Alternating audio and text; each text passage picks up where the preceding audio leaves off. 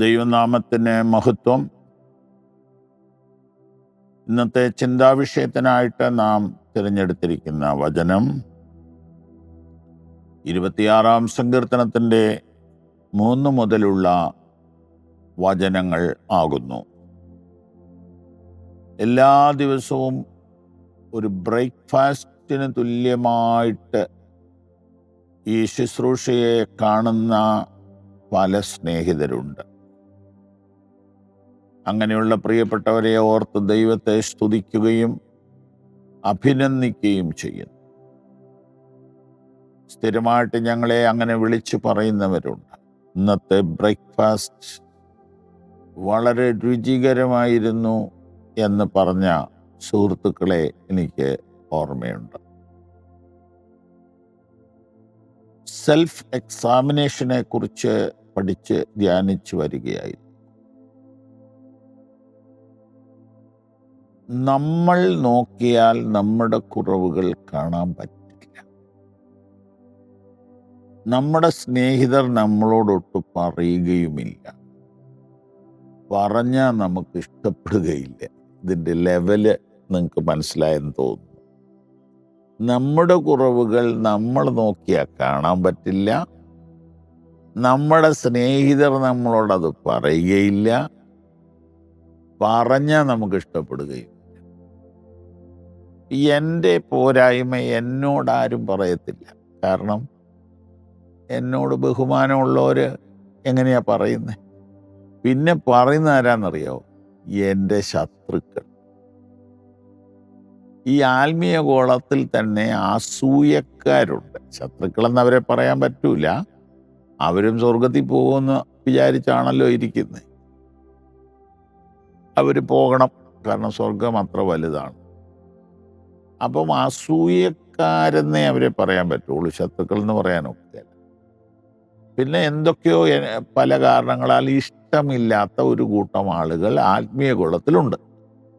ശരിക്കും അവരാണ് എൻ്റെ കുറ്റങ്ങളും കുറവുകളും എന്നെ കാണിച്ചു തരുന്നത്.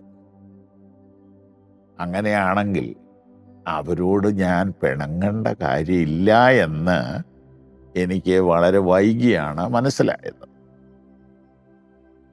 അപ്പോൾ ദാവീദ് തൻ്റെ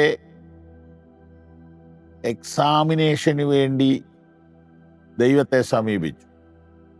അങ്ങനെ അവൻ സമീപിച്ചപ്പോൾ അവനൊരു മറുപടി കിട്ടി. റിസൾട്ട്. നമുക്കതൊന്നൊക്കെ നോക്കാം. 26-ാം സങ്കീർത്തനം 3-ാം വാക്യം. ദൈവമേ, അങ്ങയുടെ ദയ എൻ്റെ കണ്ണിൻ മുൻപിലിരിക്കുന്നു. അങ്ങയുടെ സത്യത്തിൽ ഞാൻ നടന്നുമിരിക്കുന്നു. വ്യർത്ഥന്മാരോട് കൂടെ ഞാൻ ഇരുന്നിട്ടില്ല. കപടക്കാരുടെ അടുക്കൽ ഞാൻ ചെന്നിട്ടുമില്ല.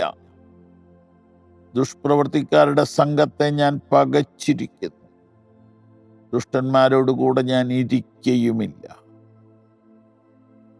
അപ്പോൾ സെൽഫ് എക്സാമിനേഷൻ്റെ ഒരു റിസൾട്ട് കിട്ടുകയും ഇനിയും ഇങ്ങനെയുള്ള കാര്യങ്ങൾ വരാതിരിക്കാൻ സൂക്ഷിക്കുകയും ചെയ്യുകയാണ്. നല്ല ഒരു രചനയാണിത്. Beautiful song.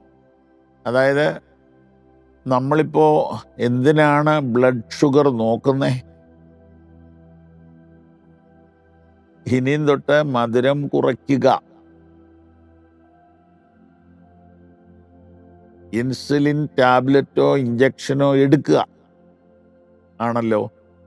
ഇതേപോലെയാണ് ഈ കവിത എഴുതിയിരിക്കുന്നത്. ദുഷ്ടന്മാരോടുകൂടെ ഞാൻ ഇരിക്കയുമില്ല.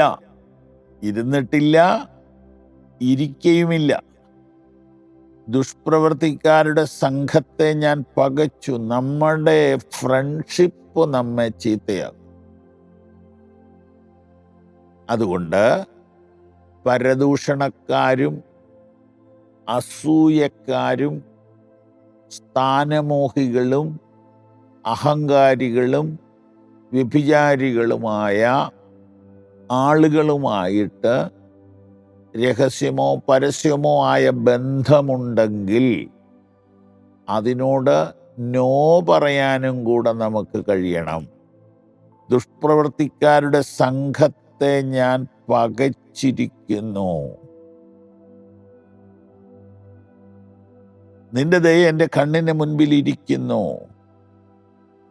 അങ്ങയുടെ സത്യത്തിൽ ഞാൻ നടന്നുമിരിക്കുന്നു. എത്ര മനോഹരമായിട്ടാണ് അത് വിവരിച്ചിരിക്കുന്നത്.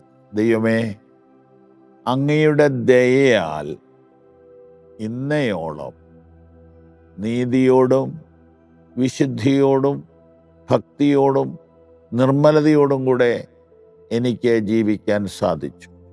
അപ്പോൾ ഏതാണ്ട് നോർമലാണ്. വലിയ കുഴപ്പങ്ങളൊന്നും ദാവീദിനില്ല.